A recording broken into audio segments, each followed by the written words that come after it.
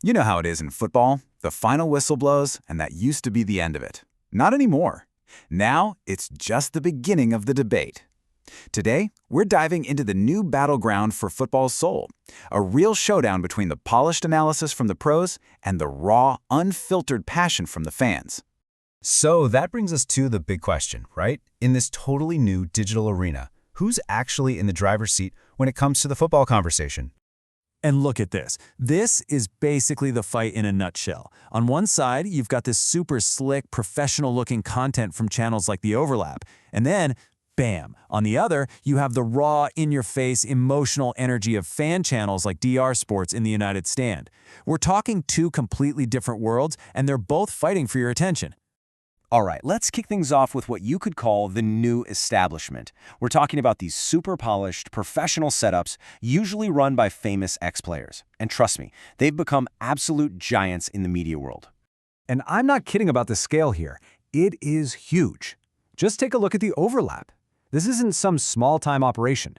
It's winning awards, it's got over 1.6 million subscribers, and they get all the biggest names in sports. This stopped being just a YouTube channel a long time ago. It's a full-on media powerhouse. And when something gets this big, you know what happens next, right?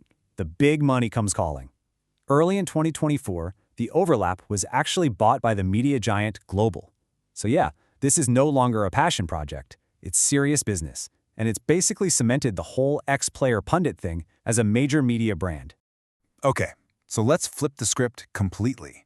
Let's talk about the other side of this coin, the rise of fan media. This stuff is, well, it's raw, it's super reactive, and for millions and millions of fans out there, it's just way more relatable.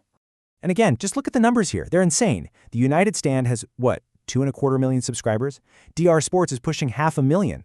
And you can see their secret weapon right there in the titles. It's pure emotion. It's all caps, crash out, rant, disgrace. It's that immediate gut punch reaction that fans feel in the moment.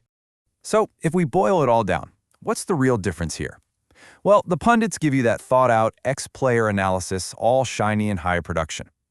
The fan channels, they give you that live, unfiltered passion.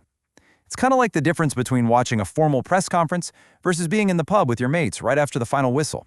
Totally different vibe. And you might be thinking, okay, this is just a British thing, right? Wrong. Not even close. This raw, fan-led style has exploded. It's a full-blown global movement. Let me introduce you to Takoni Idarima. He's the founder of a huge platform in Nigeria called Football Fans Tribe, and he was directly inspired by channels like the United Stand. He said there was this real need, in his words, to let the world see how we follow our beloved clubs, how we discuss, banter, and celebrate football. It's all about creating their own space, for their own fan culture. And get this, the scale is just staggering. Football Fans Tribe reaches over, wait for it, 35 million people every single month. So no, this isn't some tiny little niche. This is a massive, international force that's changing how fans all over the world connect with football.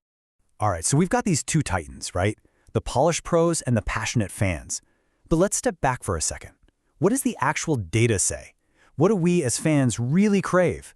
It's time to dig into the science behind it all. And this is really the million-dollar question, isn't it? What actually works better? The polished, calm analysis from the experts, or that raw, from-the-heart passion of the fans? So to get an answer, researchers use this really cool tool called sentiment analysis. It sounds complicated, but it's actually pretty simple. It's basically an AI that can read, say, thousands and thousands of social media comments and figure out the overall mood. Are people happy? Are they angry? Or are they just neutral? It's like taking the emotional temperature of the entire internet. And this is where it gets really interesting, because what the data shows might actually surprise you. It turns out the key to everything, the real secret to engaging fans, well, it all comes down to one word: community. Now, this isn't just a guess. The proof is in a recent study. Researchers went deep, analyzing over 1,800 posts and a whopping 25,000 comments from some of the biggest football clubs in Africa. And their goal was simple: find out what really, truly makes fans tick, what makes them feel connected. Okay, so take a look at this. This is the big reveal. This chart breaks down what kind of content gets the most engagement from fans, and honestly, the results are pretty shocking. You've got two clear winners that just blow everything else out of the water, and it's probably not what you'd guess. And then there's one category that just completely flops. So, who came out on top? Well, the stuff that gets fans talking the most are posts centered on community. Think fan meetups, charity stuff. Right alongside that are cultural posts, things that celebrate shared history and local pride.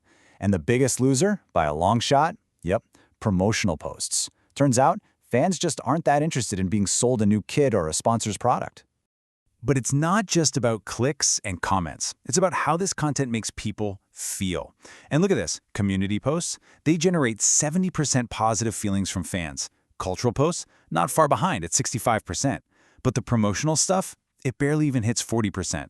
The message here couldn't be clearer, right? That feeling of belonging is so much more powerful than the act of buying. So where does that leave us? We started by looking at these two totally different camps, right? The polished pundits on one side and the raw, reactive fans on the other. And both are hugely successful in their own way.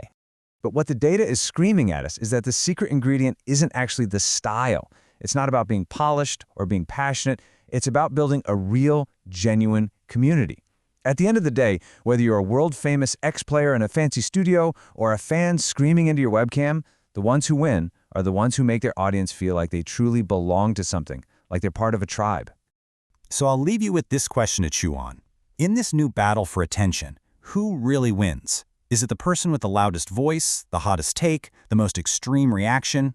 Or is it the one who does the hard work of building the strongest, most authentic community?